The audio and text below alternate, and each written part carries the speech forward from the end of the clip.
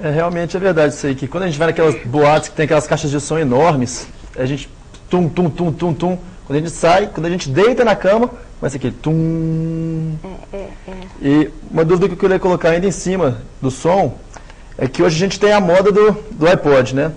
Qualquer lugar que você vai, tá todo mundo escutando iPod, e às vezes você até escuta o que a pessoa está escutando, de tão alto que ela escuta. Isso realmente deve atrapalhar, né?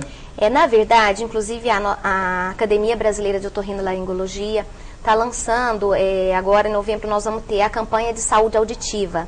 Na verdade, é exatamente orientar em relação à saúde auditiva. Nós estamos na era da prevenção. Prevenção. Então, nós temos que prevenir. O ouvido, como eu já disse, é um órgão muito sensível. A audição ela é muito sensível. Então, nós temos que nos preocupar realmente com essa exposição. E a exposição ao ruído, ela é lesiva para o ouvido. Lógico que existe um fator individual. Algumas pessoas são mais susceptíveis a desenvolver aquela perda.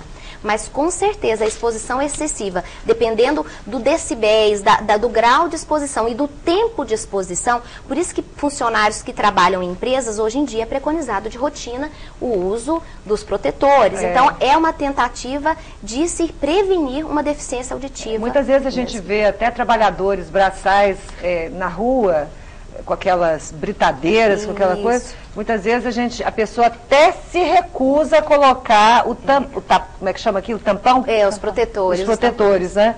Mas não pode, porque a perda auditiva vai acontecendo gradativamente, exatamente, devagarzinho, né? Isso, e vai acontecendo, vai lesando, e às vezes quando a pessoa vai notar, ela já está com uma perda, e isso é irreversível. É por isso mesmo que as pessoas se preocupam, né? Porque não vai perceber igual óculos. Aumentando o grau, mantém o óculos, daqui uns dias tem que comprar um bem maior.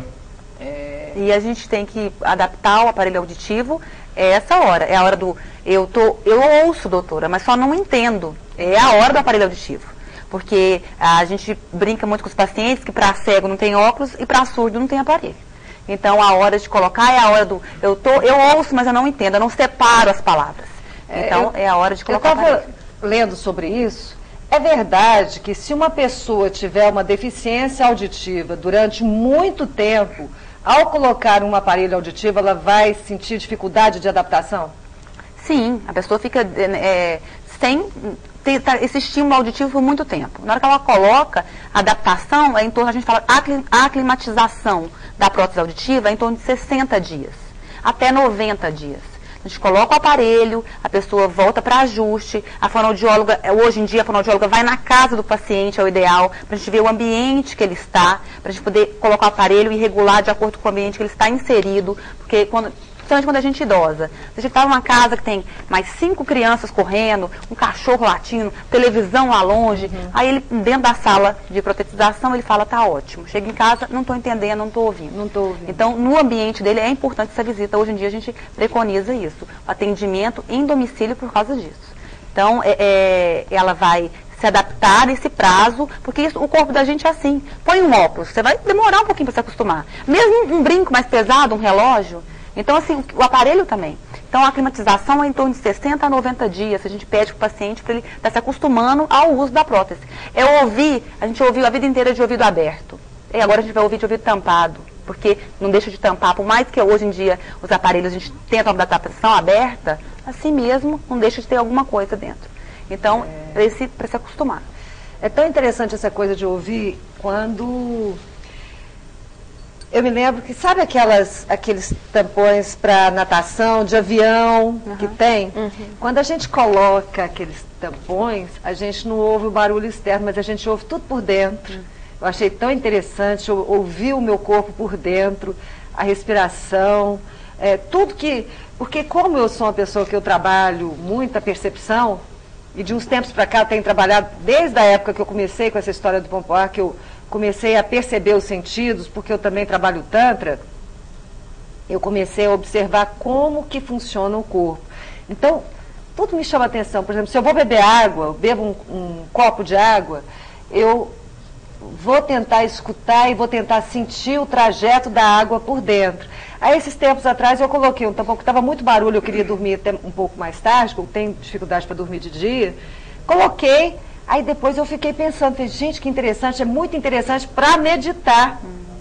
Para a coisa da meditação, você está ouvindo o corpo por dentro, eu achei incrível. E é como que o ouvido é interessante. Eu acho o ouvido extremamente interessante. É fascinante mesmo. Aqueles pelinhos, a gente tem aqueles pelinhos dentro do ouvido também? Na verdade, as células, o ouvido, a estrutura do ouvido interno a gente vê através de uma microscopia. É um órgão muito... E a gente tem uns pequenos cílios, que eu acho que é o que você deve estar falando, que você deve ter visto, né? Que são as células ciliadas. E quando, por exemplo, eles se mexem na medida em que o som vai sendo na produzido? verdade, o som passa pelo caminho. A partir do momento, igual a gente falou anteriormente, orelha externa, que vai captar o som e vai transmitir para a orelha média. A orelha média vai funcionar para transmissão desse som e amplificação desse som para a orelha interna, que é o órgão nobre que a gente fala, que é o órgão de corte, que é onde tem as células ciliadas. E ali sim nós vamos ter esse feedback, esse mecanismo da audição propriamente dito, né?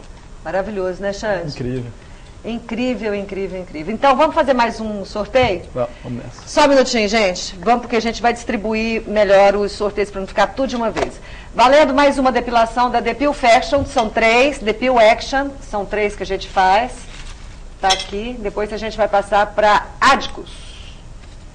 Mais uma depilação Depil Action, Alessandra Soares de Mesquita. O nome dos ganhadores, aqui põe no seu bolso que eu não posso perder. O nome das ganhadoras estarão no nosso site amanhã, para que você entre e confira, tá? Então, se você não pegou o nome da pessoa que ganhou hoje, é só você ir no site amanhã à tarde, porque não dá tempo da gente levar no Júlio, que é a pessoa que faz o nosso site.